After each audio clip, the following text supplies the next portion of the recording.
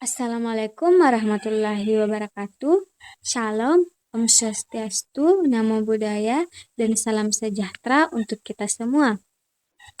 Jadi, pada video kali ini saya akan memaparkan materi tentang pengorganisasian pendidikan IPS, yang dimana ini sebagai tugas UTS saya dari mata kuliah Konsep Dasar IPS SD, dosen pengampu Ibu Tuti Alawiyah SPD MPD.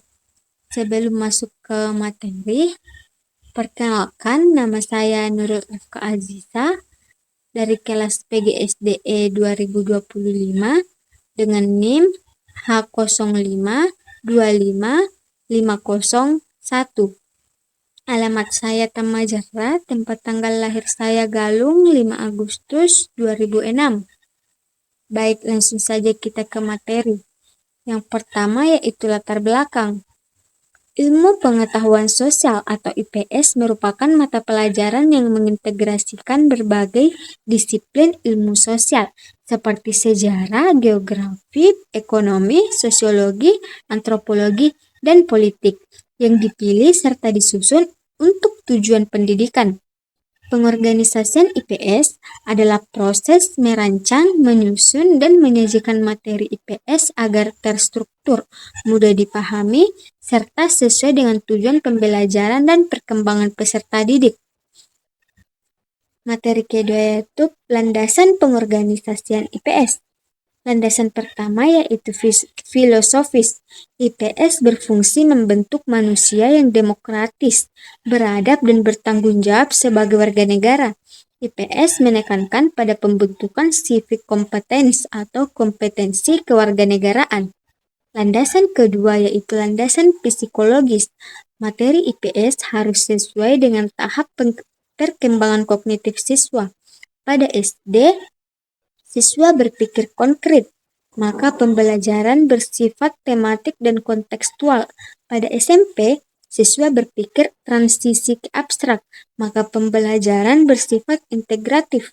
Pada SMA, siswa berpikir abstrak, maka pembelajaran bersifat disipliner. Landasan ketiga yaitu sosiologis. Materi IPS disusun agar relevan dengan realitas sosial dan dihadapi siswa, yang harus membantu siswa memahami masalah sosial di masyarakat dan mengembangkan keterampilan sosial. Tujuan pengorganisasian IPS. Yang pertama yaitu membantu siswa memahami konsep dasar kehidupan sosial. Kedua, mengembangkan keterampilan berpikir kritis, analitis, dan reflektif. Ketiga, membina sikap peduli sosial, toleransi, dan bertanggung jawab sebagai warga negara. Keempat, membekali kemampuan memecahkan masalah sosial di tingkat lokal, nasional, maupun global. Prinsip-prinsip pengorganisasian IPS. Ada 5, yaitu pertama, integrasi, yaitu menggabungkan berbagai disiplin ilmu sosial. Kedua, kontinuitas, yaitu berkesinambungan dari tingkat rendah ke tingkat tinggi. Yang ketiga, relevansi, berkaitan langsung dengan kehidupan nyata siswa. Keempat, fleksibilitas, dapat menyesuaikan dengan kondisi lokal dan perkembangan zaman.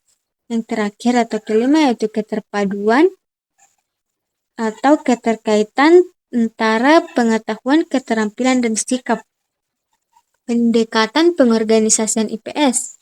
Yang pertama, pendekatan disiplin ilmu. IPS disusun sesuai dengan disiplin ilmu masing-masing. Contoh, sejarah diajarkan terpisah dari geografi, ekonomi, atau sosiologi. Kelemahannya, siswa kesulitan melihat keterkaitan antar ilmu.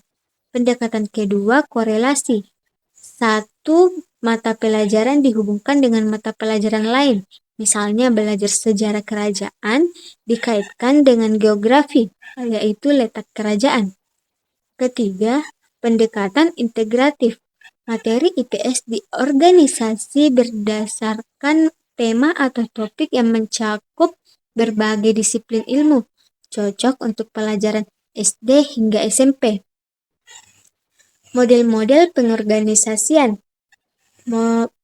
Modul pertama yaitu lingkungan kehidupan. Materi disusun dari yang paling dekat dengan kehidupan siswa menuju yang lebih luas. Contohnya dari diri sendiri, ke keluarga, ke sekolah, ke masyarakat, ke bangsa, dan dunia.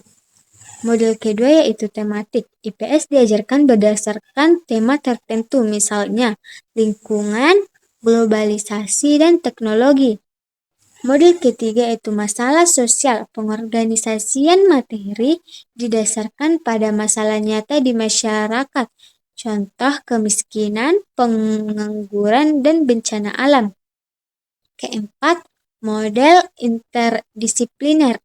Mengintegrasikan konsep-konsep dari berbagai ilmu disiplin untuk memahami fenomena sosial secara utuh. Implementasi pengorganisasian IPS. Pada SD, IPS bersifat tematik integratif, yang dimana materi dihubungkan dengan kehidupan sehari-hari. Pada SD, IPS masih integratif, tetapi lebih menekankan konsep-konsep disiplin ilmu. Pada SMA atau SMK, IPS dipisah ke dalam mata pelajaran sejarah, geografi, ekonomi, dan sosiologi. Tantangan pengorganisasian IPS ada 4, yaitu pertama, banyaknya ruang lingkup disiplin ilmu yang harus dipadatkan. Kedua, menyusun kurikulum agar relevan dengan konteks lokal dan global. Ketiga, membuat pembelajaran tidak sekadar hafalan tetapi aplikatif dalam kehidupan nyata. Keempat, kebutuhan guru IPS untuk menguasai multidisiplin ilmu sosial. Baik, itulah tadi materi yang tentang pengorganisasian IPS. Jadi kesimpulan yang saya ambil dari materi tersebut yaitu pengorganisasian pendidikan IPS adalah usaha strategis untuk menjadikan IPS sebagai mata pelajaran yang integratif, aplikatif, dan kontekstual. Dengan pengorganisasian yang tepat, IPS dapat membentuk peserta didik yang berpengetahuan sosial, kritis, peduli, dan bertanggung jawab sebagai warga negara. Baik, mungkin itu saja materi yang bisa saya paparkan. Lebih dan kurangnya mohon dimaafkan. Saya akhiri, wabillahi taufik wal hidayah. Wassalamualaikum warahmatullahi wabarakatuh. Terima kasih.